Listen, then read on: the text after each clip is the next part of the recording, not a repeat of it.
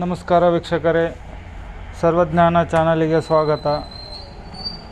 ನಾನು ಇವತ್ತು ನಿಮಗೆ ಕ್ಯೂಸೆರಾ ಟಸ್ಕಾಲ್ಫಾ 2201 ಈ ಜೆರಾಕ್ಸ್ ಫೋಟೋ ಕಾಪಿಯರ್ ಮಷಿನ್ ಬಗ್ಗೆ ಇನ್ಫಾರ್ಮೇಷನ್ ಕೊಡ್ತಾ ಇದ್ದೇನೆ.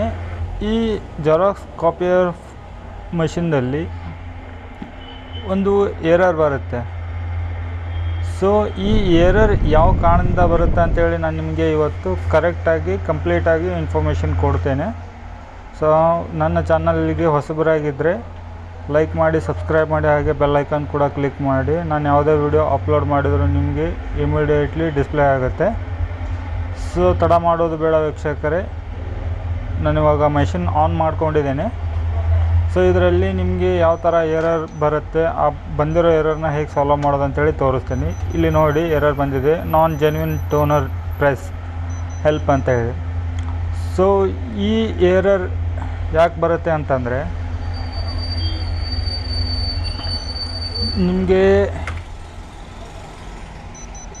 ಇಲ್ಲಿ ಕಂಪನಿಯಿಂದ ಕೊಟ್ಟಿರೋ ಅಂಥ ಜೆನ್ಯೂನ್ ಟೋನರ್ ಅಂದರೆ ಇವಾಗ ಇಂಕ್ ನೀವು ಸಪ್ರೇಟಾಗಿ ಹಾಕೋದ್ರಿಂದ ಈ ಎರರ್ ಬರುತ್ತೆ.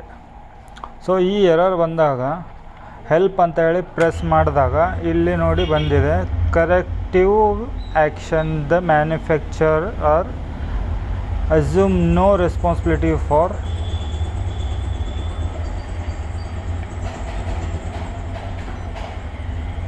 Damage causes by non-genuine toner to continue press and OK and stop key simultaneously for 3 seconds or more.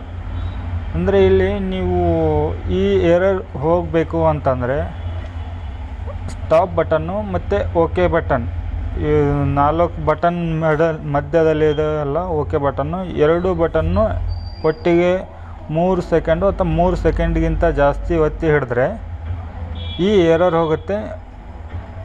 ಇಲ್ಲಿ ನಿಮ್ಮ ಕಾಪಿಯರ್ ಮೆಷಿನ್ ವರ್ಕ್ ಆಗುತ್ತೆ. ಇವಾಗ ನೋಡಿ, ಪ್ರಾಬ್ಲಮ್ ಸಾಲ್ವ್ ಆಗಿದೆ.